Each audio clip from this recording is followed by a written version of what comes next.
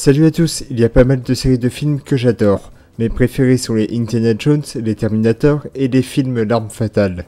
Et dans les films de super-héros, je suis tendance Marvel et plus particulièrement des films X-Men, aussi bien les films des années 2000 que les récents.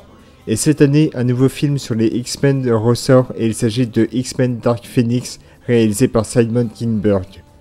Juste pour vous prévenir, vous le savez sûrement si vous me suivez, la Fox me bloque des vidéos si j'utilise des bandes annonces leur appartenant. Du coup, il n'y aura pas d'extrait de film, j'en suis désolé. L'histoire nous emmène en 1992.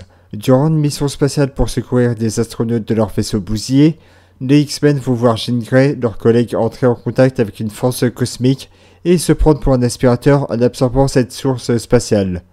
De retour sur Terre, Jean Grey a changé de personnalité et devient très agressif, ne contrôlant plus ses pouvoirs, ce qui fait d'elle un danger pour tous. Et en plus de cela, de nouveaux ennemis veulent se servir d'elle pour leur plan. Je vais être direct, au niveau des films X-Men des années 2010, j'adore X-Men le commencement, c'est mon préféré, j'ai pas aimé Days of Future Past, et j'ai pris mon pied devant Apocalypse. Du coup, ça fait 2 films sur 3 que j'ai aimé. Est-ce que ce nouveau film, qui n'était pas forcément attendu, captive comme le reste des films Marvel? Bah honnêtement, j'ai trouvé ce film moyen, presque décevant même. Comme je l'ai expliqué dans une de mes vidéos, je suis de moins en moins attiré par les films de super-héros. J'ai vu et aimé Shazam, mais pour ce qui est des films Avengers, je m'en fous pas mal. Et j'ai vu peu de films du MCU, c'est dire. Le premier Avengers c'était une tuerie, et mon film préféré du MCU, c'est Captain America First Avenger. Autrement, le reste, j'ai pas vu. X-Men Dark Phoenix est la suite des 3 autres films X-Men des années 2010, et d'après ce que j'aurais lu, ce serait en dehors des films du MCU. Si quelqu'un sait pourquoi, dites-le moi en commentaire, ça m'aiderait à comprendre. Revenons à X-Men Dark Phoenix. Ce film est le dernier de la série de films lancée en 2000, ce qui fait 12 films sur l'univers des X-Men. Et pour conclure tout cela, on aurait pu espérer un renouveau dans la manière de construire un film de super-héros, et ben non, pas du tout. Pour commencer, je vais vous parler des points positifs du film. Tout d'abord, les acteurs principaux sont top. James McAvoy, acteur que j'aime depuis la série anglaise Shameless, incarne le professeur Xavier depuis X-Men le commencement. Il est toujours au top dans son jeu. Pareil pour Michael Fassbender qui joue Magneto depuis le même film. Il est excellent aussi. Quant aux autres acteurs, ils suivent bien le rythme pour la plupart. La musique d'Hans Zimmer est assez cool, elle nous transporte plutôt bien dans les divers passages du film. En tout cas pour moi qui aime ce compositeur, j'ai apprécié. Ensuite, les effets spéciaux sont assez cool, de très grande qualité et jamais dans l'abusif. Il y a quelques scènes qui sont que des effets spéciaux justement, comme quand le professeur Xavier utilise le cérébro pour chercher Jean Grey. C'est une scène complètement ouf à voir. Autrement, le reste est bien placé et très propre.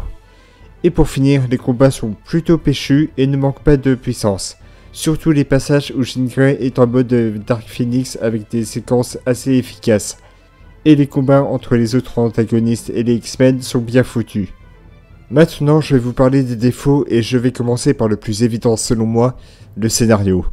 L'histoire est vraiment maladroite, le film dure 1h55 et dans les 1h55 de film, on sent trop l'accumulation de clichés venir gâcher le film. Que veulent les méchants? Détruire la planète. Y aura-t-il de la casse chez les X-Men? Bien sûr. Est-ce qu'on sait rapidement à l'avance qui est gentil ou méchant? Évidemment. Le film manque d'originalité et c'est dommage de ne pas tenter une autre approche des personnages.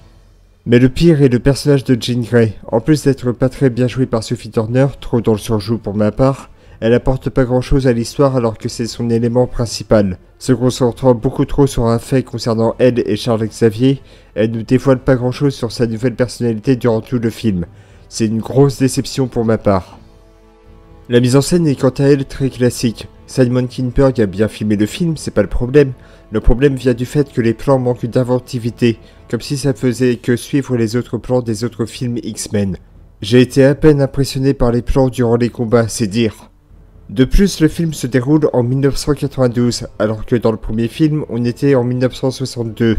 Beaucoup de personnages auraient pu paraître plus âgés, et là non plus ça marche pas. Autant le dire tout de suite, les mecs et les meufs de l'équipe de Super sont bien conservés pour la plupart.